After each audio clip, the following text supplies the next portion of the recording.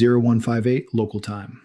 Let's trace how a Ukrainian drone package slipped past 400 miles of Russian airspace to reach Engels Air Base, the single most valuable piece of real estate in Vladimir Putin's strategic bomber fleet.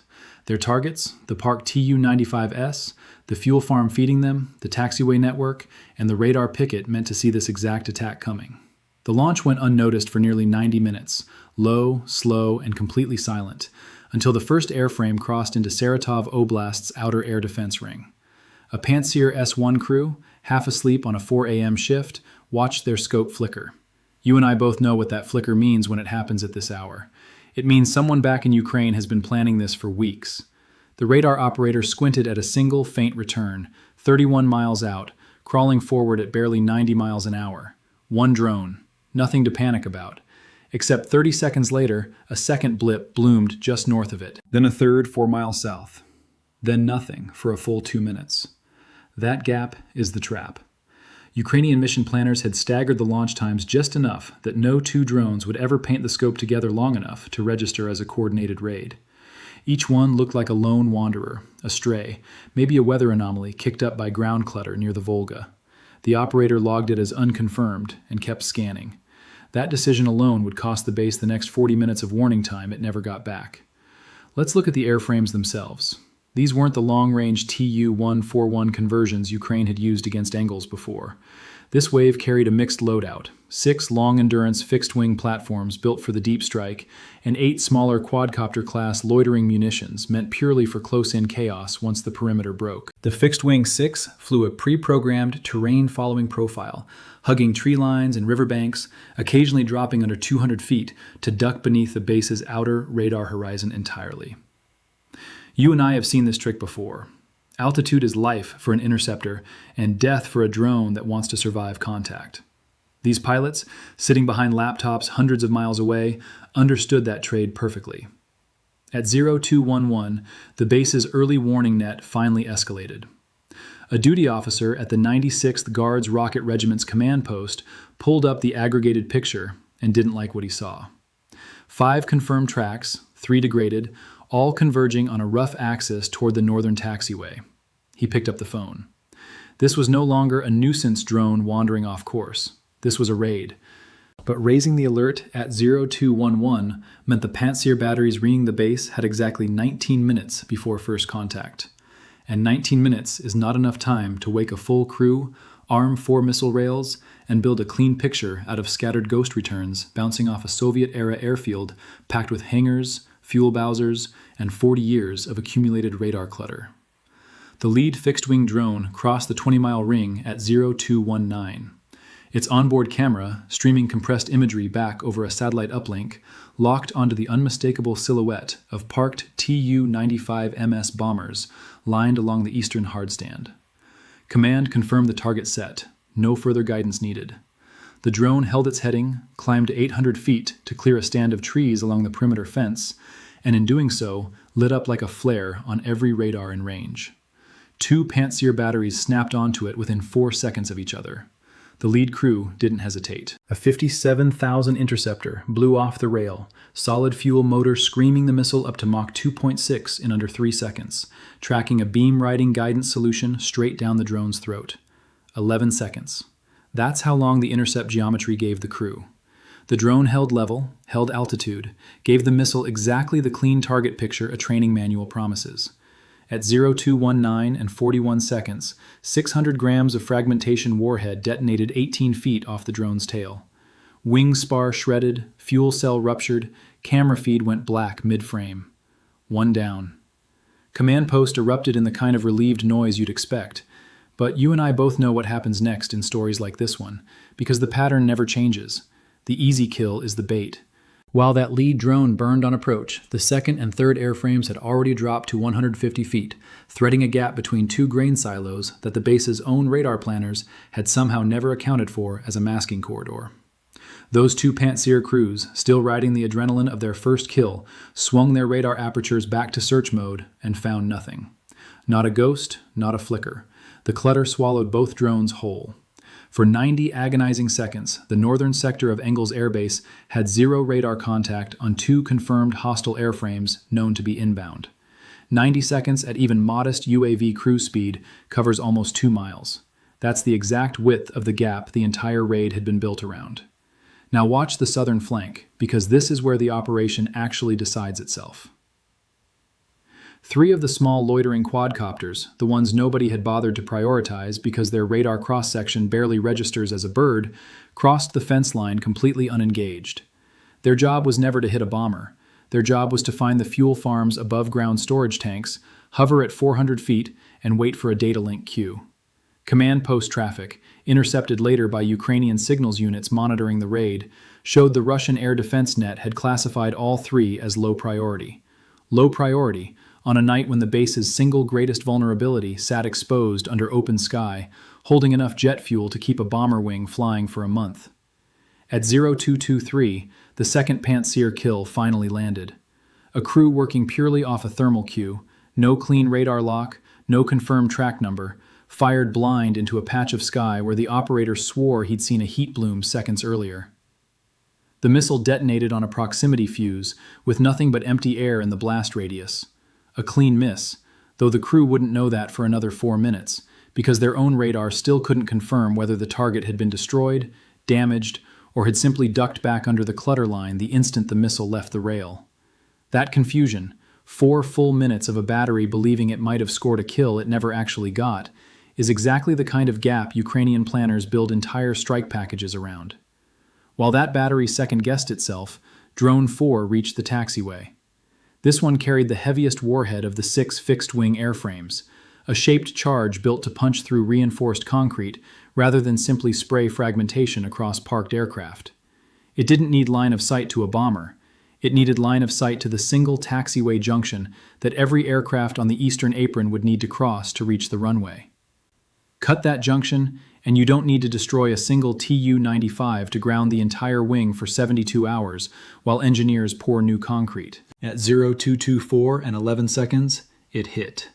The blast lit the northern sky orange for a fraction of a second, then settled into the low, sullen glow of burning jet fuel bleeding from a ruptured line beneath the taxiway surface.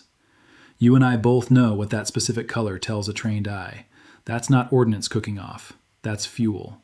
And fuel fires spread. Ground crews scrambling toward the blast site had no idea yet that the real target of this entire raid hadn't even been engaged. The 3 loitering quadcopters over the fuel farm had been patient. Patient in a way that should have worried someone on that base far earlier than it did.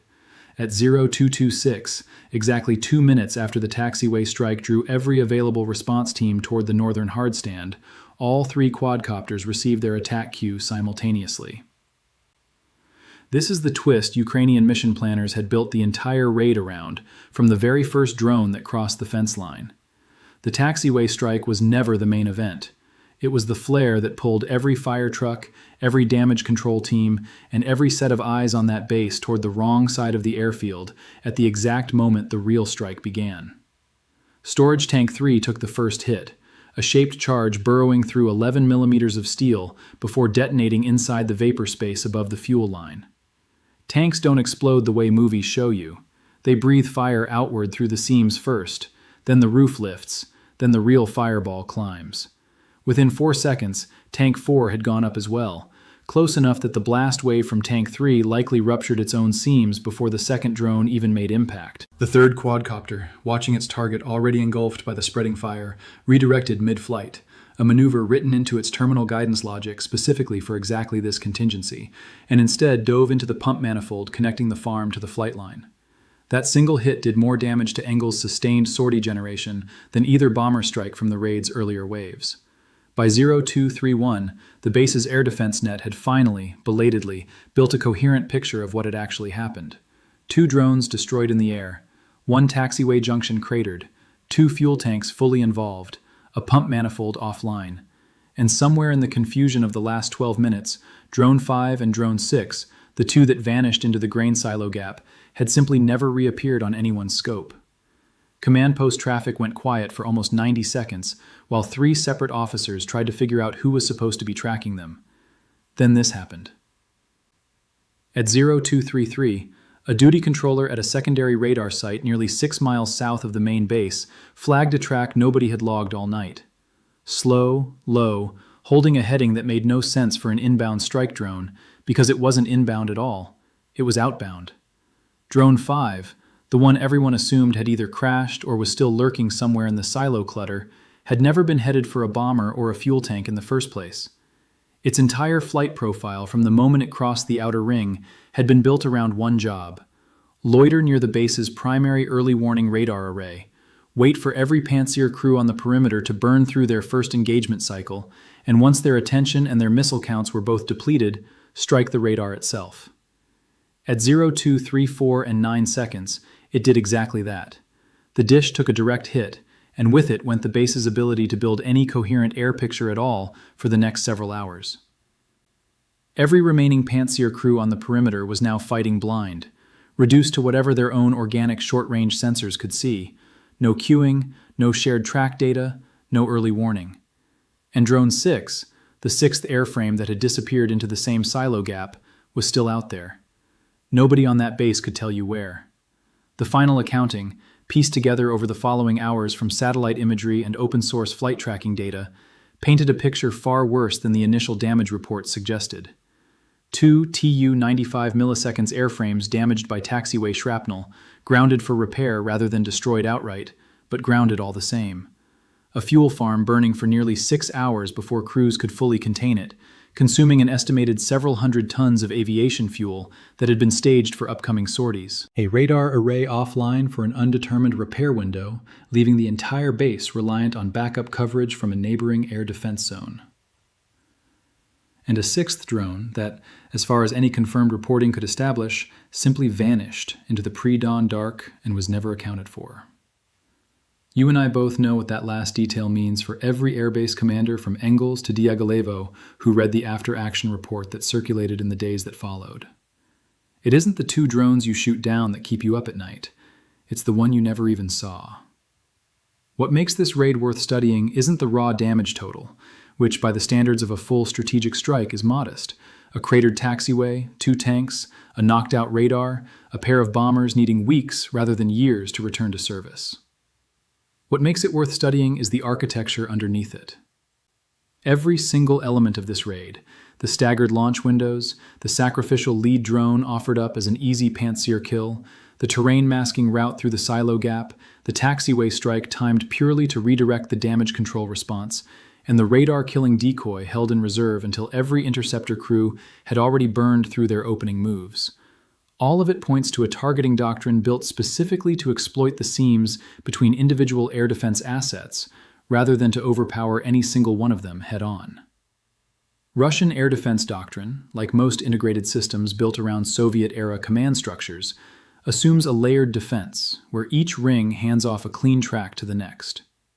Pantsir handles the close-in kill, longer-range systems handle the outer approach, and radar coverage ties the whole picture together into something a single command post can actually manage in real time. This raid didn't try to punch through that layered defense. It targeted the handoffs themselves, the 90 seconds of dead radar coverage between one battery's engagement and the next crew's readiness, the 4 minutes of confusion after an unconfirmed kill, the 2 minutes of quiet after the first explosion draws every eye toward the wrong side of the airfield. None of those gaps show up on a doctrine chart. They only show up when someone builds a raid specifically designed to find them. For Engels, the immediate consequence was measured in weeks of reduced sortie generation and a fuel farm that had to be rebuilt under wartime constraints rather than peacetime schedules. But the longer consequence was doctrinal. Bases across Russia's strategic bomber fleet spent the following months rewriting standing orders around exactly the failure modes this raid exposed. Faster crew rotation cycles to shrink that dead window after a first engagement, dispersed fuel storage instead of concentrated tank farms sitting in the open, and hardened taxiway junctions built to survive a shaped charge hit without shutting down an entire wing's ability to reach the runway. Every one of those changes traces back to the same 90 seconds of silence over a grain silo gap that nobody on duty that night ever fully explained. And somewhere in a planning cell hundreds of miles away, the team that built this raid was already studying the after-action reports leaking out of Engels, watching exactly which gaps got closed and which ones didn't, because the next raid was never going to repeat the same trick twice. It was going to find the next seam. That's the part of this story that never actually ends when the fires go out. Let's rewind one more time, because there's a detail buried inside the 0219 engagement that most summaries of this raid skip entirely. When that first Pantsir crew scored their clean kill on the lead drone, they logged the engagement as a straightforward success and moved on. But a clean kill against a drone flying 800 feet, holding steady altitude, holding steady heading, offering up a beam-riding missile the exact geometry a training manual dreams about, should have triggered a question nobody on that crew thought to ask in the moment. Why would an attack drone, built and flown by an operator who clearly understood terrain masking well enough to route 5 other airframes through a silo gap, suddenly climb into open sky and fly straight and level toward the one battery most likely to have a clean shot? You and I both know real strike doctrine doesn't work that way. A drone with a live warhead protects itself. It ducks, it weaves, it hunts for cover the instant a radar lock threatens its survival. This one didn't, because survival was never the mission. The mission was to die exactly where it died, exactly when it died, in a way visible enough that every Pantsir crew within radio range would hear about the kill within 90 seconds, and feel the particular kind of confidence that makes a crew slower to question the next ambiguous track that crosses their scope. That's the psychological layer sitting underneath the technical one, and it's the layer that rarely makes it into an after-action report because it's almost impossible to quantify. A battery that just scored a confirmed kill is a battery that believes, for the next several minutes, that its picture of the battlespace is accurate. That belief is worth more to an attacking force than any individual airframe. It buys silence. It buys hesitation. It buys exactly the kind of overconfident radio chatter that Ukrainian signals units monitoring the raid were reportedly able to intercept in real time. Chatter that, according to open-source analysis published in the weeks after the strike, included at least one crew reporting the northern sector clear less than 90 seconds before the taxiway drone made impact, less than 2 miles from their position. Consider also what the raid tells us about target prioritization under pressure, because the choice to classify the 3 loitering quadcopters as low priority wasn't stupidity. It was a rational response to incomplete information, applied by exhausted crews working off a doctrine built for a different kind of war. Soviet-era air defense training, the backbone of nearly every Russian battery still fielding Pantsir and Buk systems today, was built around a threat model dominated by fast movers, fighters, bombers, cruise missiles, platforms where radar cross-section correlates cleanly with lethality. A small quadcopter holding station at 400 feet looks, on paper, like exactly the kind of target that doctrine tells a crew to deprioritize. Nobody wrote that doctrine anticipating a war where the small, slow, boring contact sitting quietly over a fuel farm for 6 unbroken minutes turns out to be the single most consequential airframe in the entire raid. That mismatch between old doctrine and new threat shapes isn't unique to Engels, and it isn't unique to this single night in Saratov Oblast. It's the same mismatch that's shown up in strike